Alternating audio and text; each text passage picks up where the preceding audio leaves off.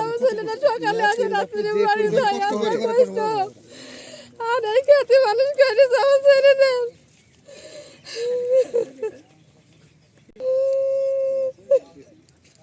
বিচার আল্লাহ করলে তো হয়তো আল্লাহ বিচার করুক।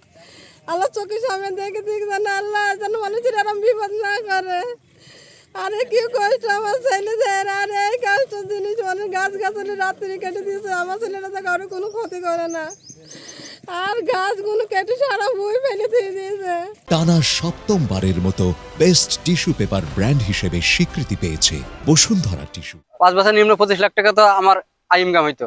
এর আমি ক্ষতিপূরণ চাই। সকালবেলা এক মুরব্বী এসে বাড়ি খবর দেয় তোমার আর আমার গাছ কেটে থেকে চলে গেছে। যে আমরা সকালে এসে দেখছি এই অবস্থা। আমার ছোট ভাই এসে দেখছে। আমার সন্ধ্যা মতন আমার কোনো লোক পাঠাচ্ছে না, আমি না, আমার হাতে কোনো শত্রুতা নাই, শুধু আমি মাঠে বন্ধকে নিয়ে আসলে হয়তো তারপর হিংসা আমার উপর হিংসা করে এই অবস্থা। আজ সকাল 6টার দিকে এক মুরব্বী ফোন দেয়, বললে ভাইপো আছে, তোমাদের পেয়ারা গাছ সব কেটে ফেলেছে। তখন আমি আধা ঘন্টার মতো ভিতরে বাগানের ভিতরতে এসে ঘোষনগরে একটা বাগান আছে, এখানে এসে দেখছি গাছ সব কেটে ফেলেছে। এসে দেখছি এই অবস্থা। কারা বা কিরা করলে তার কোনো প্রমাণ পাইনি।